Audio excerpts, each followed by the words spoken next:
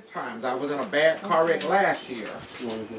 And last year, the 25th day of July, it happened so suddenly that as I left home, and it had not rained at home for close to a month. So as I was driving through Fort Benning, as I turned on Highway 280 to come through Fort Benning, I was directed to look up at the sky. And everything, a few clouds was in the sky. But my eyes were directed to one spot over the highway about a mile or two up ahead. And it came to me and said, "That's a cloud." I said, "Yeah, that is a cloud." But it was not a large cloud, but it was just a cloud. And my eyes was drawn to that cloud. So I just continued to drive, and that cloud was maybe about 4 miles ahead. And all of a sudden, I got closer, then it came to me as a shower in that cloud. Because I hadn't seen rain in a long time. I said, "Oh yeah, I believe that is a shower in that cloud." When I approached this overpass, as I went underneath the overpass and cleared the overpass, some drops of rain started hitting the windshield. And all of a sudden it started coming down a little bit more, but the highway seemed to have been clear. And all of a sudden, it seemed like the day turned to night. It seemed like the bottom fell out. Water just, when it tons of it came down on the vehicle, and my truck spun around.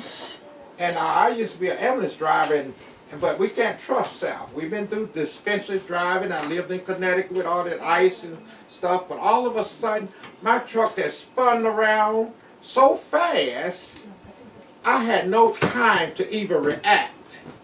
At that moment, I couldn't see anything because I spun around so fast, I lost my sighting. Oh, wow. And at that moment, I slammed into the guardrail. And when I slammed into the guardrail, it threw me back out in the highway, and all I could see was the big tractor trailer trucks. Oh, no. And they missed me. That's amazing. But at that very moment, I spun back around, and remember, it was happening so fast that, and all of a sudden, the second time leaving the highway, well, the first after I was thrown in the highway, and then I was going back into the guardrail.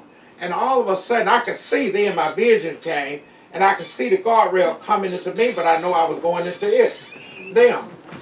And then all of a sudden, when I saw that guardrail, I was going straight into it, and I said, "This is a wreck." And when I said that, I smashed. It was a blast, too. When I hit that guardrail, it threw me back out in the highway again. Oh, And I landed in the middle of the highway. Cars started stopping and all, and the gentleman ran up there to me and he said, "Will it crank up?" Because I was in the middle of the road, and I said, "I don't know." And so I went to crank it up, and it cranked up, but then I went to move, and it was just very slow, just moving, but I continued to inch. It kept on until I was able to clear the highway and get on the side, and by the time they had called the military police and the fire department and different ones, and I got outside, and I looked at my body. I had no scratches on my body, nothing. That's amazing. But my truck was completely destroyed. It was total loss. Just looking at it, you could tell. So I walked around, I see this tire turned, broken off, it was leaning over, and then the back, big plug out of the rim, and everything was just shredded up. And so when the military police got there and the fire department got there about the same time, I was walking around outside, and I walked up to them, and I was smiling. And I said, "I know you wondering why am I smiling?" And they said, and I said, "Because I'm alive." And they said, "We can see." They said, and the tow truck man said, he said, "Man, that truck is total," and stuff. And so, but anyway, the Lord blessed me, and I looked around. Like I said, I didn't get not one scratch on me. Did you have your seatbelt on? Yes. All yes. right. And so everything, because I was on my way to Atlanta, I was loaded. But, and it was just amazing. So that was last year in July. But that just thought came while I was sitting here. It just, you know, because I was ready to relate to the accident I was in. And what happened is that, and a lot of time I have to stand up. I have to stand up when certain types of testimonies that I have to share. This time it was in, if I'm not mistaken, it was in 1994. 1994, I came to Atlanta from Connecticut for my niece's wedding. I brought a friend with me, and she, the wedding was over with, and I'm thinking it was maybe Monday morning or Sunday morning or whatever. I don't know, it's Monday morning I think. We had loaded the car and we was leaving downtown Atlanta. When we was approaching Interstate 20, Interstate 20 go east to west. And we were going north to south, Interstate 85 and 75. So as I approached the Interstate 20, there was an overpass there, large overpass with large columns of concrete. And they supported the overpass. I was going in the southbound lane, and right to the right was an exit, and that was Interstate 20. So as I approached this exit, which I was going straight forward, all of a sudden there was a car came up side of me to go off on the exit. As they was going off on the exit, they realized they made, I don't know, maybe the wrong exit or something, so they tried to get back on. And when they did that, there was no room for them to come in there because of the way that the exit was made. And so in order for them to get in, they would have to hit me because somehow they lost sight of where they were. So when they came to hit me, I swerved a little bit to give them a little room, but at that very second, my car started spinning and just like what we call hydroplaning. And all of a sudden, my car spun around, and then it went back around the other way, and it just, all you can hear is tires going. I want to pause a moment because there's power in the name Jesus. There's power in the name. And so here what happened is that, and when we say Yeshua, we know the name of the Son. And so here what happened is that demons trembled. And we know that the ones that was the demoniac, they said, we know who you are. That's right. And did you come to destroy us before the time? So we never forget that we are not alone. And he will be with us always. So at that very moment when I was swerving around, and all of a sudden my car left the pavement. I didn't hear anything. It was quiet. And I realized that I was in the air, flying from the right lane, and there was about 5 lanes across there. So I was in the air, and it was dark like. And as I was flying across the lanes, I could see the columns, the giant concrete column that separate what was supporting the overpass. You have northbound and southbound, you have a concrete barrier that separates the two.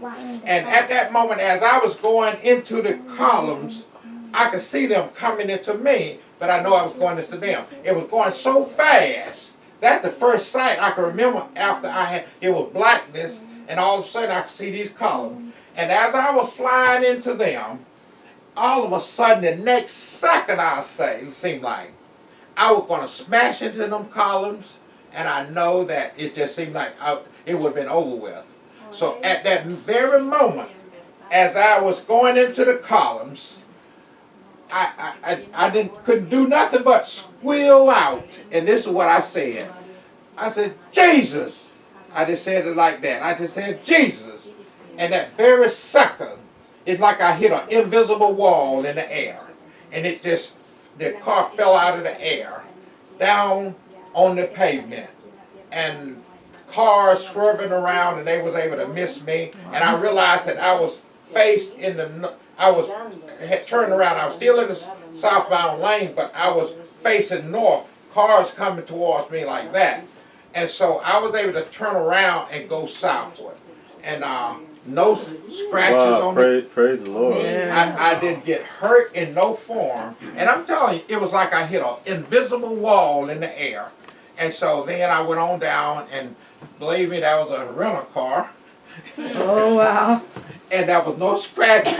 We didn't get hurt. And there were no scratches on it. And I taken it on to the airport, to the rental place.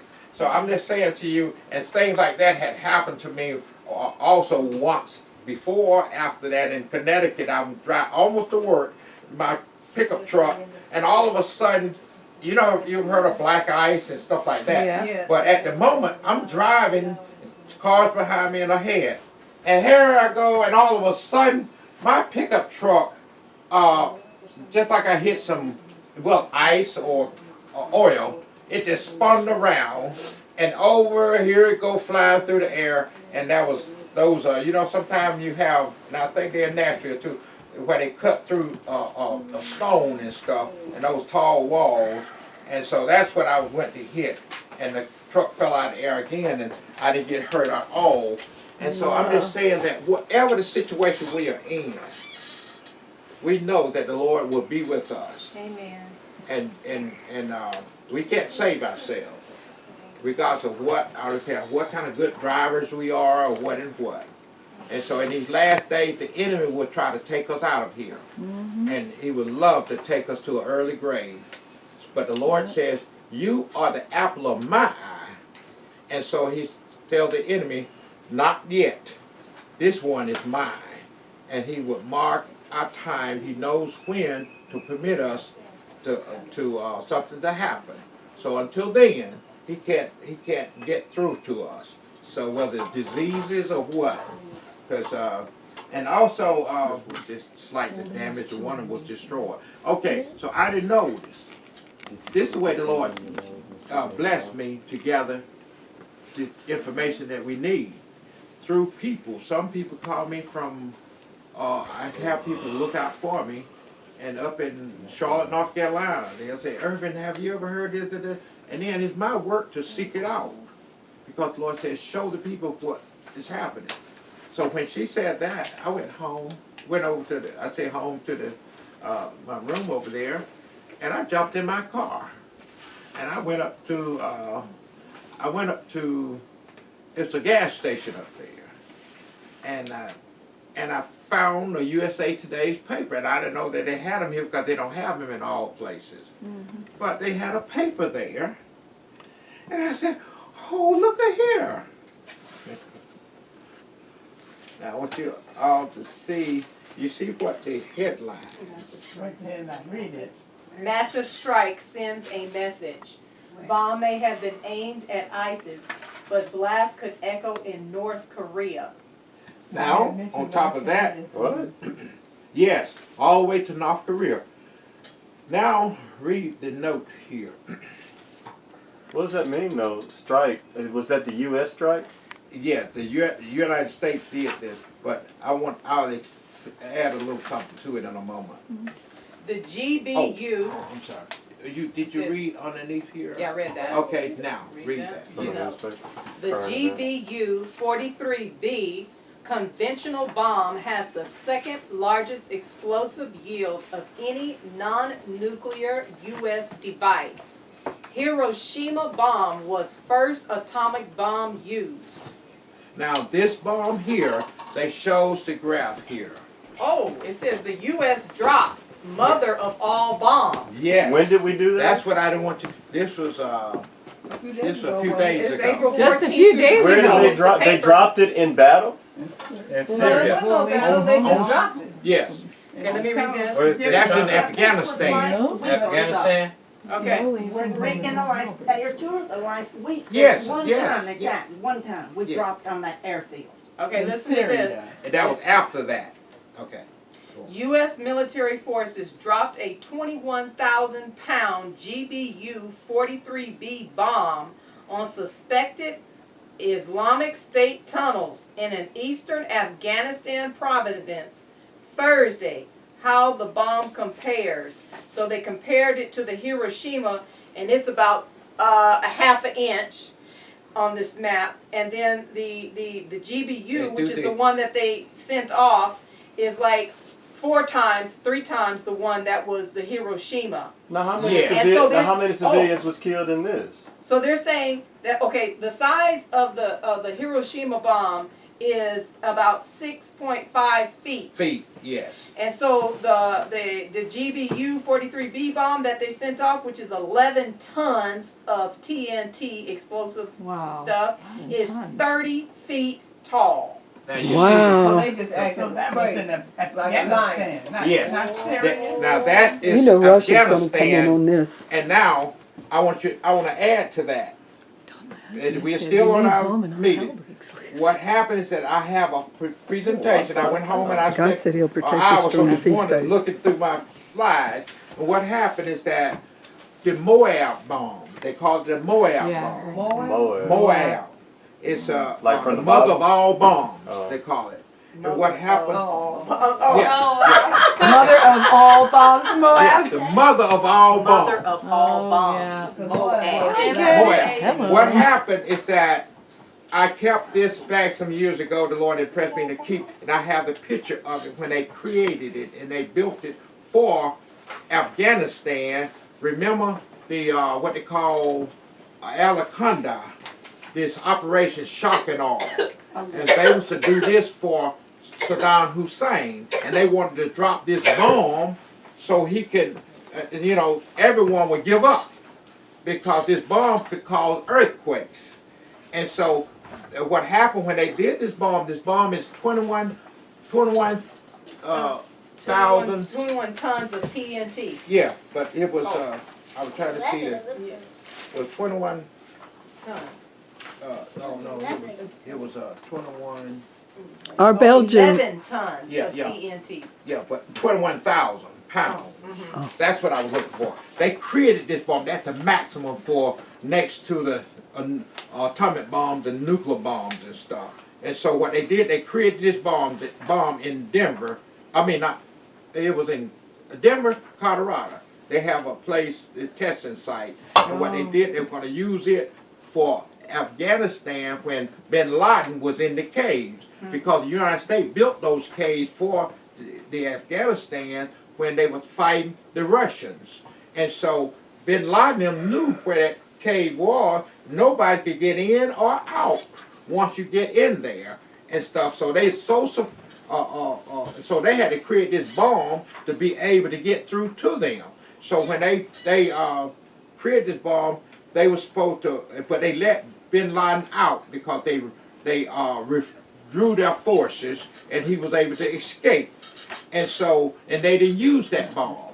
So they built that bomb at the time. This is the first time they ever had to use it in combat. They had never dropped it before. So President Trump, he didn't even know about this.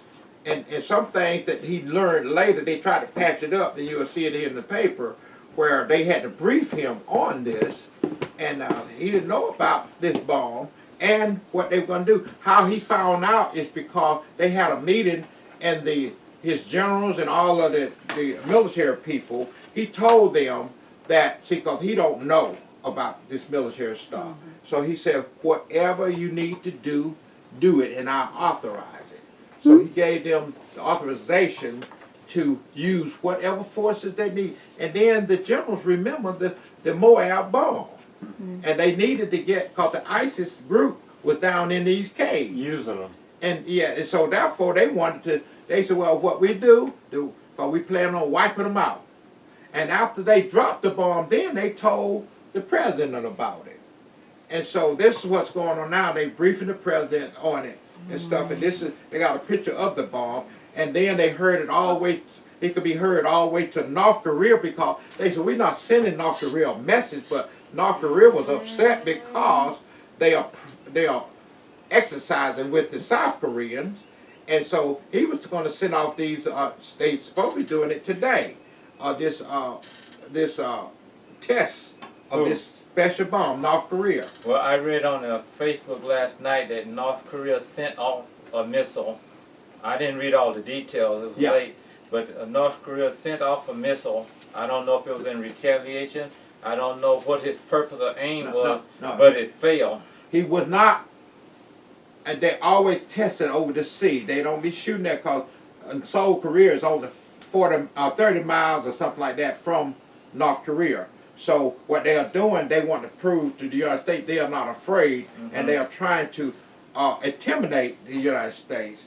And so therefore, the Trump administration, by dropping this bomb to let them know you're on notice, and if we have to wipe you out, if China don't pull you in and talk to you, we'll take care of business ourselves. So they decided to drop the bomb just for as a message, Warning. but a warning, like a warning over the bow. Right. So I want you to know Like we you are said, in the. how many And then they civilians claim they it killed. may be the World War III that we are going into. Oh, we are. They all the already North talking about Korean World stuff War is III, underground. and they They feel think like that they can't this be is touched, so because this is a all of message to them, the evidently. nations that the communist nations and all, they don't want to see the United States dominating, and so we are there now. So I just wanted you to Thing is, know who's gonna with push all the these button other first? things, and I. Well, it's Right, kinda because they got them inter- too. They got nuclear weapons too. It's kind of interesting Yeah. because, as you know, we've been keeping the feast these years.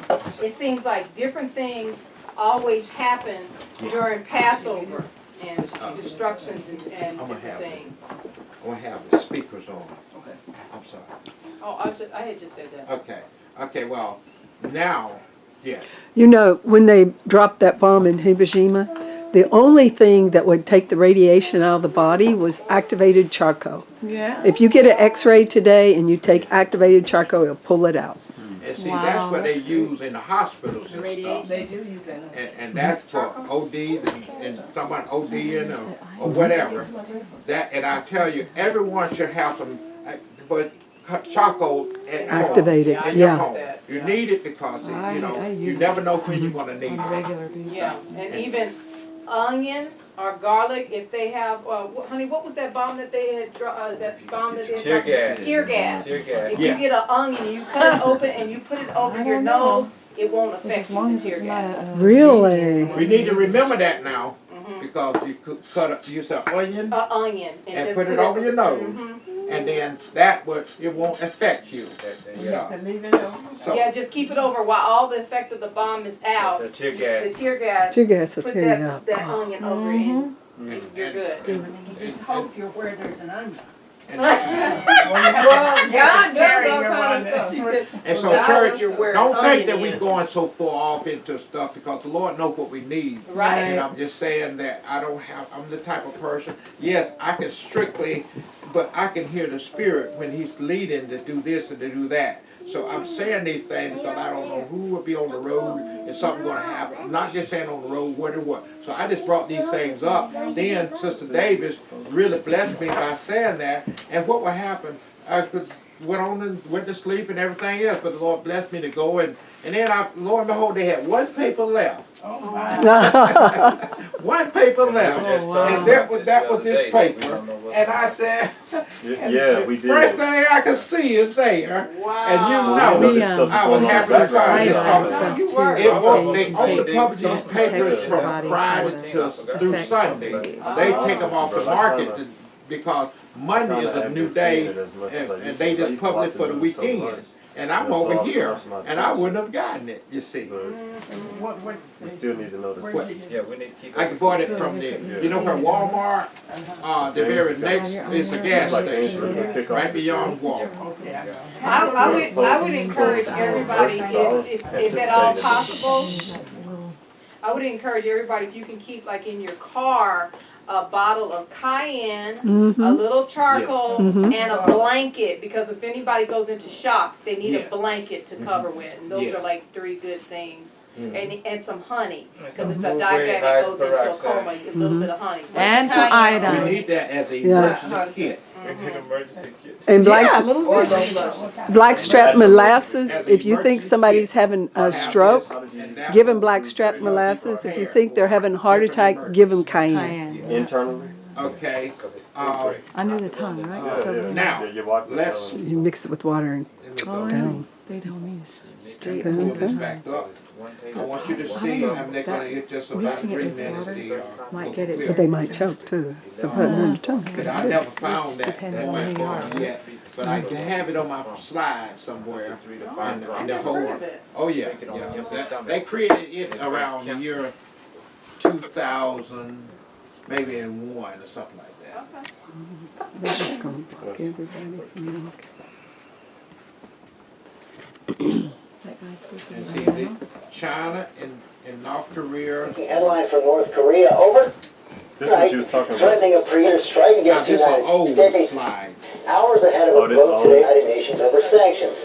ABC John Carl tracking the latest from the White House. Plus that headline on the president's charm offensive to get a budget deal. Good morning, John. Let's start with North Korea. The war of words really escalating. It sure did, George. But you know, as crazy as these threats are, the White House really views it as more of the same. We've heard threats like this from North Korea before. Just a few minutes ago, I was in touch with White House Press Secretary Jay Carney. His reaction to this was, quote, provocative rhetoric and actions won't bring North Korea closer to an end to sanctions. Only compliance with its international obligations under the UN Security Council resolutions will. So the bottom line from the White House is they are very much moving forward with supporting those sanctions today at the UN, keeping the pressure up on North Korea, and in no way deterred by this latest threat. Also moving forward with a reach out to Republicans right now. The president bought dinner for those Senate Republicans last night. You know, it's sort of just a baby step, but everybody came out very happy. Will it make a big difference on a budget deal? Yeah, but check this out, George. Not only did he have dinner last night with those 12 Republican senators, he's having lunch today with Congressman Paul Ryan. Of course, the chairman of the Budget Committee, the Republican vice presidential candidate, and really the White House's prime nemesis on budget issues for the last several years. This is the most sustained charm offensive or icebreaker, whatever you want to call it, that the White House has pursued since the opening months of the Obama presidency. There's not a lot of hope for a big breakthrough, but the president's making one major effort here to try to get something moving. Okay. Did you hear it? Who was the president at the time? Obama. Okay, and one last one, because you need to, you know, last night we was talking Headline about, from North. I mentioned to you about the red mass, and every year they have a red mass during the same time every year, and this is crucial because it's fallen under the care and protection of the state.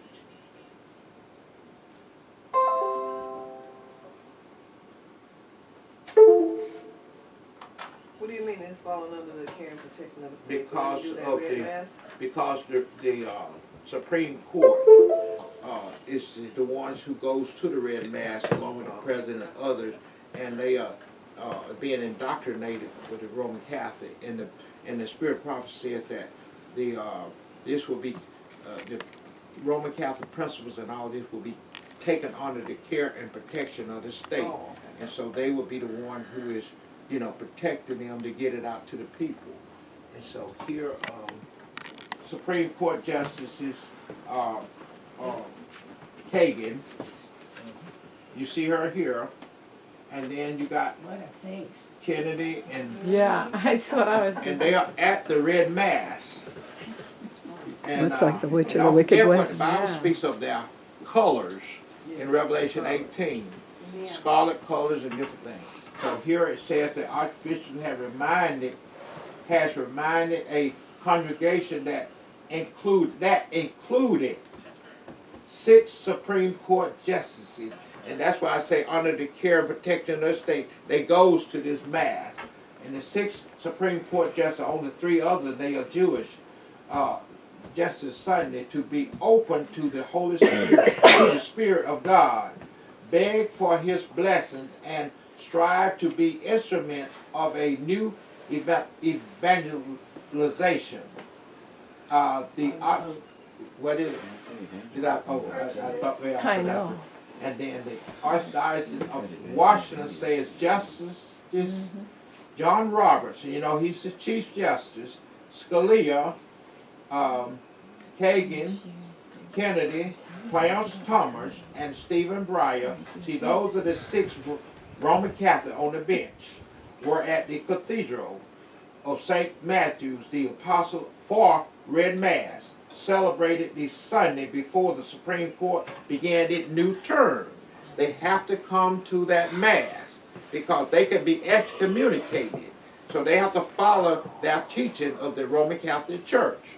And so you see how they are being, all of this is being indoctrinated along with our other leaders.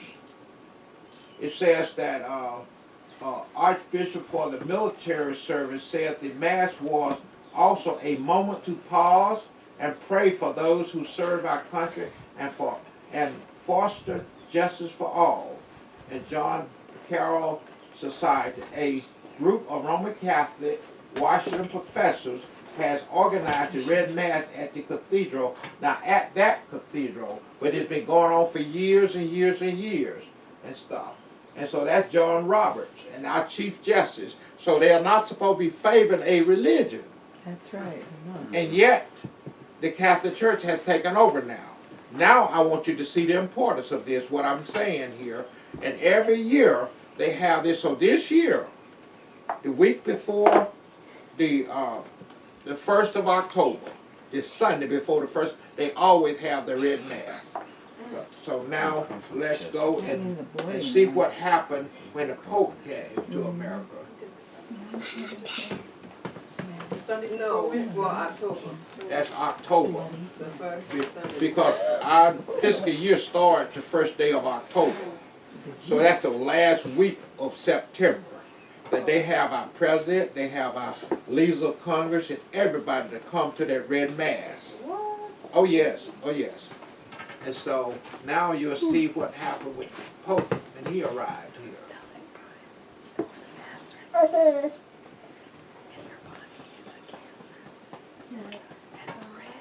Bloody mess.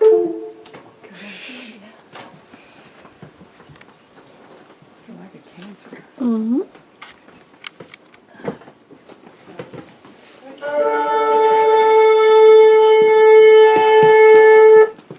And I pause for you to write the scripture down and read this. It says, if my people which are called by my name shall humble themselves and pray and seek my face and turn from their wicked ways, then will I hear from heaven, and I will forgive their sins and will heal their land. Okay? Now, when is that The what? said? When is that said? Now, that's, you said, that was, I'm pausing only for everyone to be able to write that scripture down. So that's the message that the Lord wants us to remember. As we go into this thing about the Pope, they are talking about climate changes and all kind of things, but yet the Lord is saying we must ask God to forgive us for our sins and things so he will hear from heaven. And so,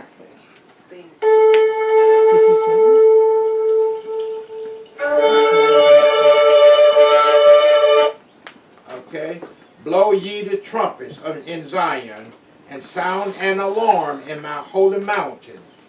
Let all the inhabitants of the land tremble, for the day of the Lord cometh, for it is nigh at hand. Joel 2:1.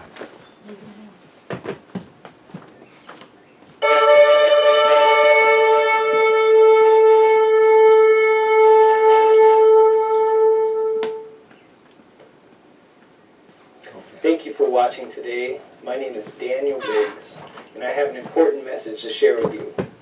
It has been prophesied that soon a Sunday law will be enacted. Ellen G. White writes, efforts are being made to restrict our religious liberties. An amendment to our Constitution is being urged in Congress, and when it is obtained, oppression must follow. Are you awake to this matter? Protestants stood up against oppression. Protestants were America's founding fathers. According to the dictionary, a Protestant is a member or follower of any of the Western churches that are separate from the Roman Catholic Church and follow the principles of the Reformation. Protestantism isn't dead. Reformation isn't dead. And now I introduce to you Don Frost, a Protestant, a reformer, and an evangelist who has a timely message that needs to be heard. Now, you remember all yesterday we were studying about forming an image to the beast in church and state, civil and religious. And now Revelation 18 and Revelation 17 showing the woman that ride on the scarlet colored beast controlling the beast. So now I just want you to see that Revelation 18, when you read that, and also 17 about the mother of harlots.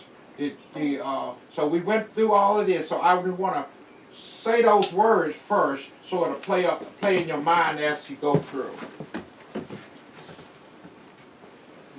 Thanks for joining, Don. Thank you, Daniel. It's wonderful to be here with you today. Don, you went to Washington, D.C. to protest the Pope.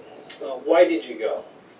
When I heard that the Pope was going to be coming to Washington, D.C. for sure, I spoke with many people and I said, hey, you know, America is a Protestant nation, or at least it was, founded on Protestant principles. And I was urging people, hey, you know, why aren't we doing something about it?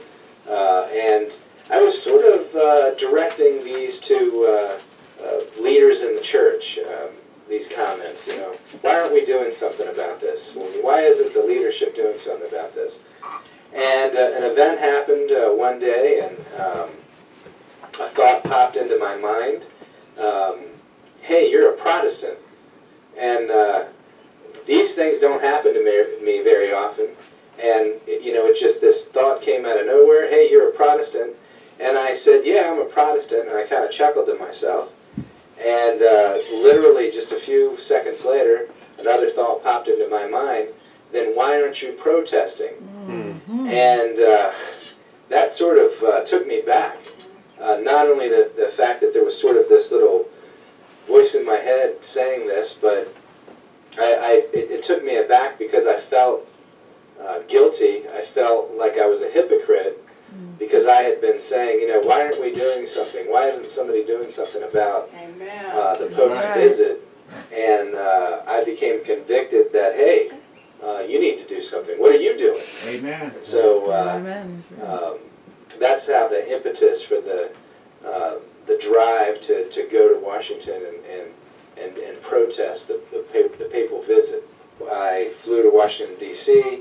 I went to the appropriate authorities and found out that that for this particular meeting with the Pope, that there wasn't any availability at all for any kind of a demonstration. Wow.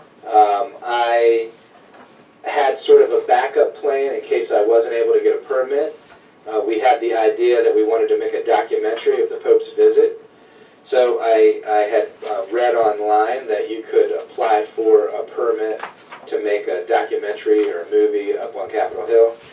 So I applied for that, figuring, well, media, news crews, people that want to make documentaries would be allowed up there to do this, and was informed that, yes, normally you could do this, but for the papal visit, no documentaries were going to be permitted to be made on Capitol Hill. So I said, well, then obviously the news media is going to be covering this. How could I get a press pass? Is there any way to get a press pass for this event? And they said, well, we don't issue the press passes. And I said, well, who is issuing the press passes for this event? And they said, quite frankly, we don't know. And I said, well, is there anybody that can tell me? And they said, well, why don't you contact one of the news organizations in town? So I went to CBS News, and I asked them if they, you know, how do you get a press pass for this event? And they told me at CBS News, they said, you're not going to be able to get a press pass for this event. And I said, why? And they said, well, Congress turned over to the Catholic Church the authority to issue the press passes at this event. And unless the Catholic Church has sent you an invitation, you're out of luck. They see and that really blew me away when they told me that. And I said, well, that's a news story in and of itself, that Congress turned over the authority to issue press passes to the Roman Catholic Church. But I want to back up a little bit. While I was still up on Capitol Hill applying for the permit, once it was discovered that I had flown all the way in from the West Coast to apply for this permit, and literally everything that I had tried to do, I was kind of shot down. One of the other individuals that was in the background was listening to the conversation and did her due diligence just to make sure that every location up on Capitol Hill where they normally allow people to come and demonstrate was off limits. And it turned out that there was one spot that was available, that the Congress and the papal delegation that was planning this event hadn't made off limits. And I said, I would like to apply for this spot. And so they said, well, you can apply for it, but we can't guarantee that you're going to get it. And once they discover that one of these areas kind of slid through the cracks or somebody overlooked, they're probably not going to issue it to you. And they brought over a map to me of the Capitol Hill grounds, and they showed me on the map, they said, it's this area right here, area number 7. Tell me about where you're located and what you start to see. Well, they gave us this area number 7, and it's a beautiful garden area on the north side of the Capitol building. And the Capitol Hill complex itself is the United States Capitol building on one side, and it's flanked on either side by offices for the congressmen and for the senators. And they placed us in the area that was right next to the door, literally just feet away from the door, where everybody has to go through when you're coming into the Senate building. I guess since 9/11, security has been really tightened there, and instead of being able to really come through the front door, everybody has to go through this door on the side of the building, which is right where we were, and go through the metal detectors. And so as we sat up there, the foreign dignitaries, Vatican officials, senators, the limousines and the Escalades and the black Suburbans would pull up with the Secret Service personnel and security, and they would open the doors up and walk them into the building from where we were. And we had our banners set up right there, and I watched a number of these papal delegates that were in their priestly garments would get out of their vehicles, and they would look right over at where we had our banners set up, and it was just pretty amazing. So Lord's letting them know this ain't gonna be so easy. But we were told when we were up on Capitol Hill by law enforcement that how did they get here? They'd never seen any demonstrators like us before, and that they said if everybody was like us, there would be no need for them. So, was there any connection between the papacy and the security? Yes, as the time got closer for the Pope to speak, in particularly the day before, delegations or security personnel from the Vatican were abuzz all over Capitol Hill, sort of directing the scenes. I remember being right in front of in this very spot where the Pope, his car was going to pull up, and me and a couple of my brethren were there, and we were getting some video shots because they weren't going to let us take video and be right there when the Pope got out of the car. You know, they had the snipers and all these paramilitary law enforcement officers out there. And so you had these papal personnel were literally just pointing to the various law enforcement and telling the media what to do and everything. Everything was completely choreographed by these priests. They were in like priest outfits and stuff. Is it safe to say the papacy was running the show? What they were deciding who was there to protest. They were deciding who was going to take up these spots, and they were actually also controlling security. Yes, they were dictating who could cover the event, news media wise. Whether it was determined by the Congress or Congress solicited by the papacy, but it was mandated that there was no dissension going to be allowed, and save us on Capitol Hill, the only dissenters would have to be a long distance away on the public streets and stuff, but right on Capitol Hill, we were the only ones allowed to have permission up there. They were directing the news media, the security. They were choreographing the whole event. Everything was choreographed and staged to make everything appear exactly how they wanted it. So what you're saying is our government gave the Roman Catholic Church the power to decide what happens on our Capitol Hill. Yes, absolutely. That's what we witnessed, yes. So you are stationed right next to the Senate building. Are you seeing anything interesting going on over at the Senate building while you're right next to it? We saw a great number of interesting things. But I think one of the things that really just, it was a sad thing, because as Americans, we believe in a separation of church and state. And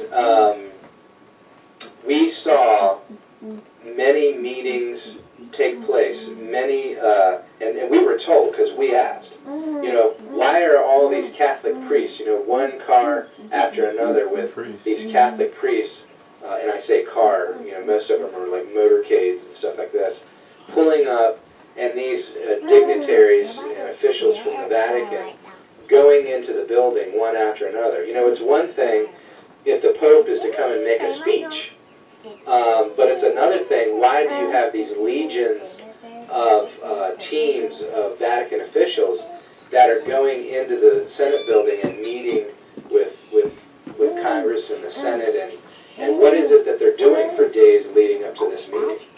And so we asked, we said, what's going on? And they're like, well, we're having meetings. And since our proximity, we had this sign, and on the sign we had the pure woman from Revelation chapter 12. All right.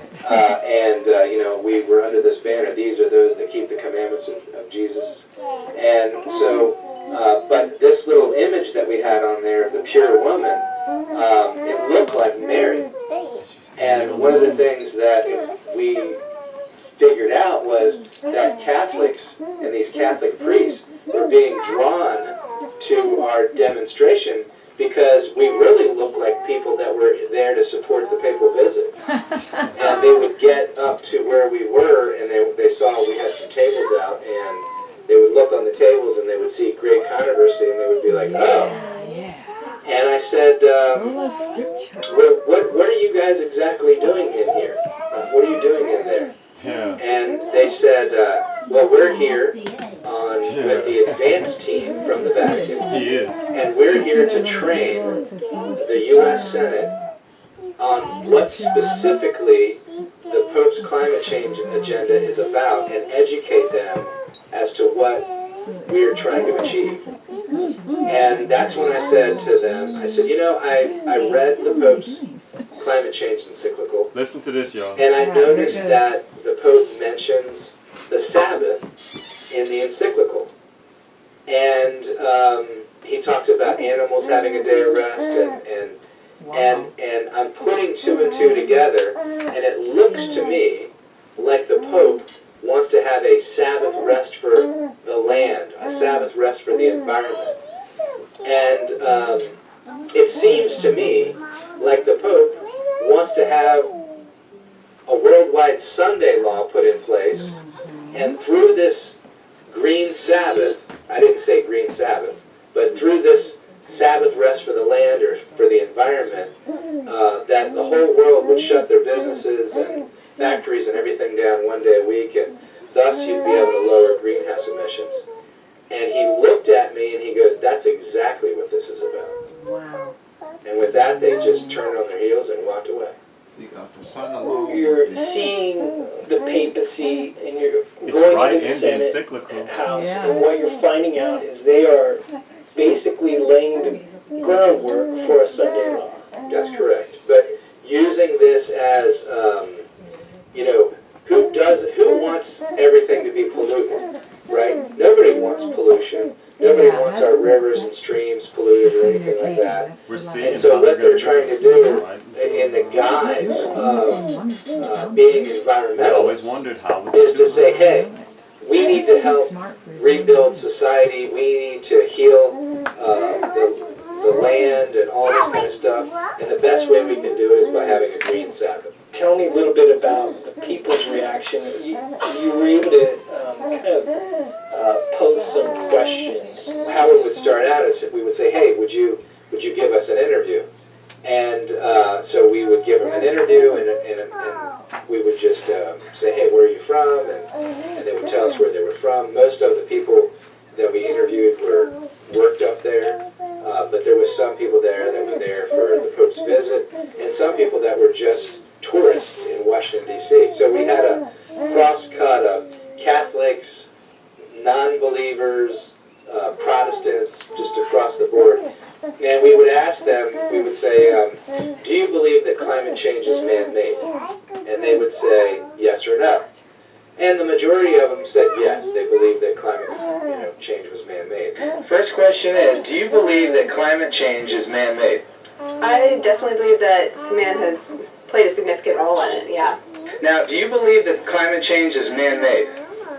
I feel like it could be possible, yeah. Okay. I feel like we could play a role in it, yeah. Okay. Do you believe that climate change is man-made? I believe that a great portion of it is man-made and that we have to do something about it.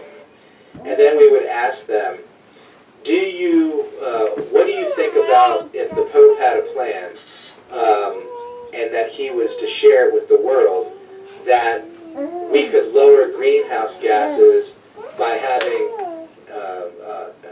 polluting factories and mills and different things like that, and businesses shut down once a week, and that would lower greenhouse emissions by 1/7. Would you support something like that?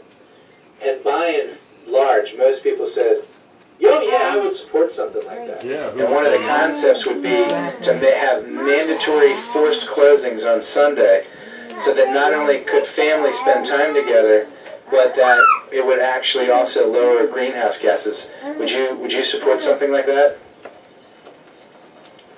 Yeah, I guess I would. Yeah. Yeah, I definitely would. Let me ask you a question. Would you support a law that mandated that all factories and businesses and shopping centers and things like that be closed one day a week to reduce greenhouse gases around the world? I think I would have to know more of the details of it, but that certainly sounds like a good idea to me. I'm in favor of reducing climate change, so. Would you feel comfortable that it would be that a law would be put in place making it the law of the land that this was mandatory? Would I feel comfortable? I guess, yeah, if it's gonna help the climate change, then yeah, of course I'd be okay with it. And would you support it if it was compulsory? In other words, if they mandated that everybody had to do it? Yes, I would. Okay. So even if it went against, say, their That's a religious really conscience, trigger. they would still have to abide by it. Compulsory. You're okay with the government forcing? I know. Okay. Okay. Okay. I mean, I think the environment is more important. She said she does. And then she we would doesn't have ask the a problem question, with it. She's well, like, why are you asking me? Would you believe that a law like that Yeah, should and she be said, I'm okay with enforced? it. That people would get fines or possibly imprisonment if they violated this law. And they would say, yeah, if they're going to pollute, they should be fined. I think that in terms of laws with fines, I think that some monetary penalty might be useful to enforce that? And then I said, well, if this law was to go into effect and everything was to be closed down one day a week, what day in the week do you think that would be on? And they would say, Sunday. Yeah, a lot of stuff is closed on Sunday now, so that would be the most logical day. So if the Pope pushed for one day of the week, Sunday, to have a mandatory closure, would you be in support of that? On a Sunday? Sure, most businesses are closed anyway on a Sunday, so that would be the natural day that you would target if you were going to go down that path. So if a decision was made to have all the pollution factories and all this kind of stuff shut down one day a week, what day of the week would you choose? Definitely Sunday, I think. Sunday. Now, if the thought was put out there that one day a week would be selected to let the land rest or let the environment rest, which is in the Pope's encyclical, what day of the week do you think that would be? I would hope for Sunday. If you were going to pick a day when everything would have to be closed to lower greenhouse emissions, what day would it be? Sunday? A 1 day a week of rest for the environment, what day do you think would be chosen? Well, I think the natural choice would probably be Sunday. And then I would say, okay, so you would support then what would be known as like a Sunday law or a Sunday closing law. And they would be like, yeah, a Sunday law. And then sometimes we would ask the question like, well, so the Pope, if he's recommending this, who will stand to be benefited the most by having a Sunday law? And they would think about it for a second, and they would say, the church. And I would say, oh yes. So do you see why the Pope would want a law like this to be put in place? And then the dots would start getting connected, and they would kind of wake up and be like, oh wow, that's interesting, never thought about that before. So, Wish you the would have shown papacy that part. Yeah. delivers the encyclical to our Senate. And so now our government is being briefed on a law that is soon to come, possibly. And you know, when the Pope comes, he's not trying to force his encyclical in his speech to the Senate of the American people. All that is being made by Groundwork. in backroom deals, you know, just like everything else that's done up there. Being made And and the gone. people that you're interviewing, they are very in support of this because they see that this is something that the Pope is championing the environment, and they see this as something wonderful for the environment.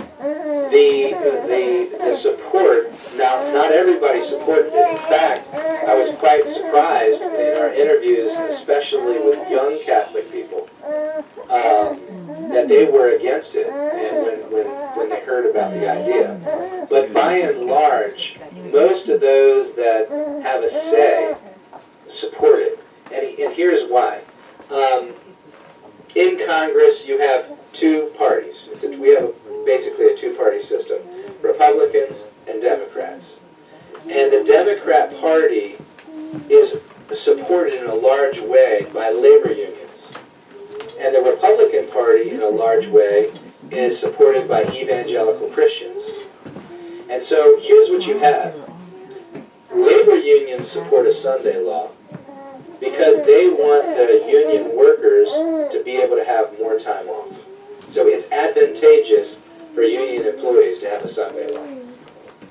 Evangelical Christians support a Sunday law because they believe that the nation is going down the tubes because people aren't going to church.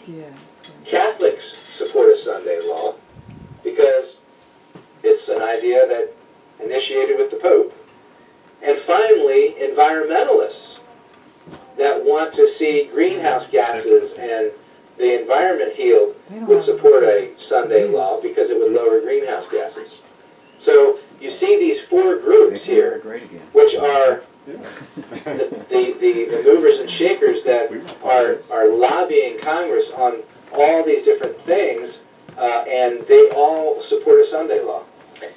I think if we look into the past, when church and state comes together, oppression does follow. Yes. And obviously, it's affecting our Constitution and our religious liberties. Yeah. Tell me now about September 23rd, 2015. The Pope Now, comes to town. I Tell me want how everyone he to came, not miss this now. where he went, where he gave his speech. Tell me what you saw.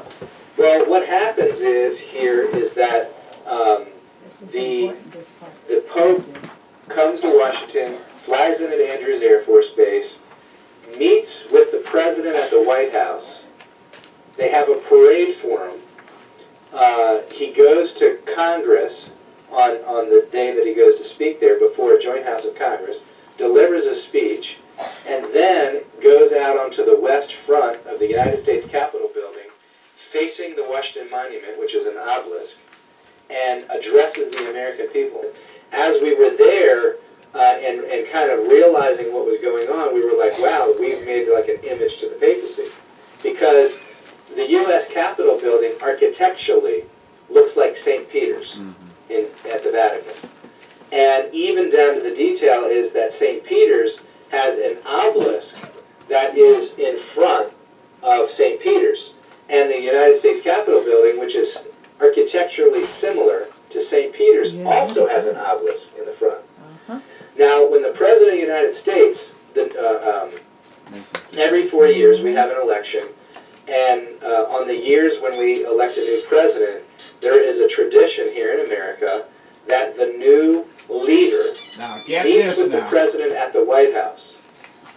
And then after the president meets at the White House with the incoming president, then the new incoming president, or the president-elect, then travels to Capitol Hill, where he meets with Congress at an event they usually call the prayer breakfast.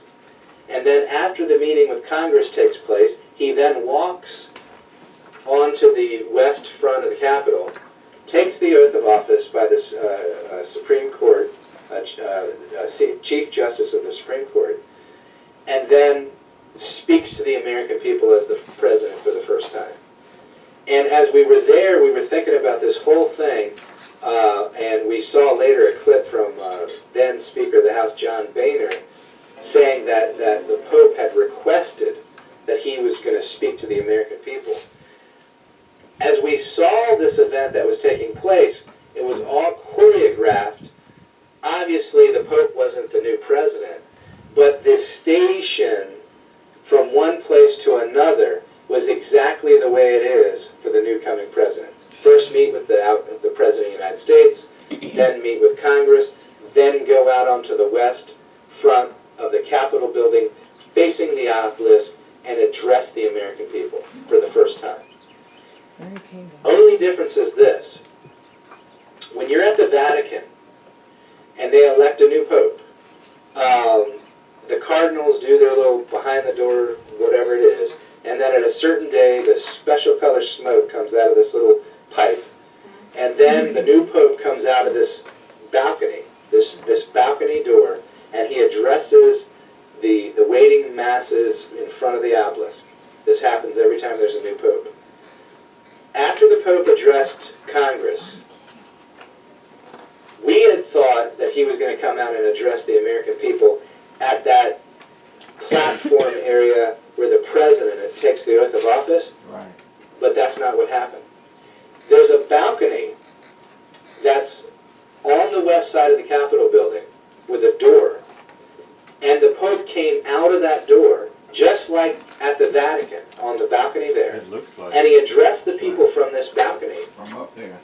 above where the president normally speaks to the American people. And I've never seen any foreign leader or even a president that I know of address the American people from such an elevated position. And so it was just like, it was literally just like the choreography as if the Pope was at St. Peter's. Everything was in detail. Like, hey, here's the new leader, so to speak. So the Pope lands where the president lands, he walks where the new president-elect would walk.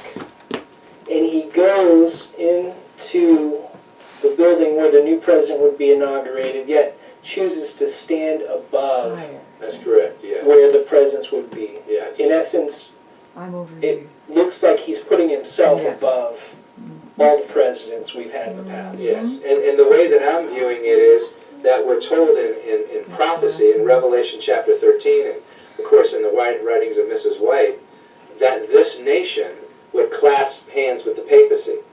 And what we see is that, and make an image to the papacy. And what we were witnessing, we believe, is that our government would make an image to the papacy, and that we saw that image in a major way, and that now the last series of events will transpire with these backroom deals to bring this Sunday law into place. That's going to be brought into place not by religious power, but by, we want to heal the land.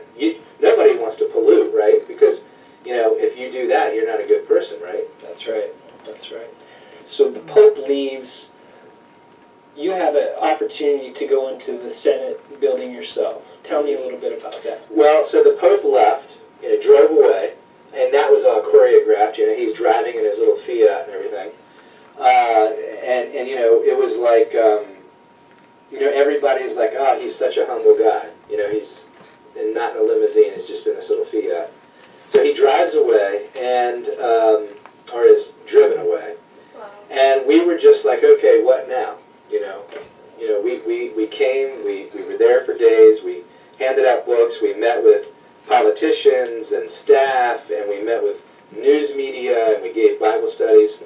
And so through a series of events, me and one of the team that was there on the ground took the time that we had for the rest of the afternoon, and we just started going from one Senate office to another. We were able to go to 9 Senate offices that day, and as we were going in and we were sharing with them prophecy and exposing really why the Pope was there, and talking to them about the Sunday law and the Pope's real goals and everything, the interest was there. Like, in one of the Senate offices in particularly, they were really excited, and they wanted us to come back and give more presentations. And while all this was going on, the thought started coming into our head, hey, these people need to know the truth. The papacy needs to be unmasked for what it's really doing here. That it's trying to bring church and state together through this scheme, and that we need to come back here in a major way and give Bible studies. And we got to... Yeah. So that's, okay, you go.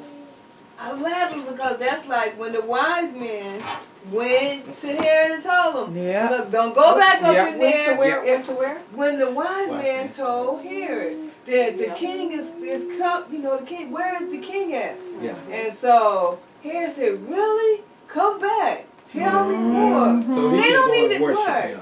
But they don't want, they all they need is information. They don't have to have them come back. They go back and they ain't coming out. And so I just want you to see that, you see how the Pope, when he went up on that balcony, now he put himself above our president. Yep. Not down at the level Yep. where the president take the oath of office, but he went all the way up to the top Where they come out? to come out to address the people. Just like he doing when a new pope comes, and the new popes come out of that window and speak from that window of the 3rd floor. So the Pope came out up there to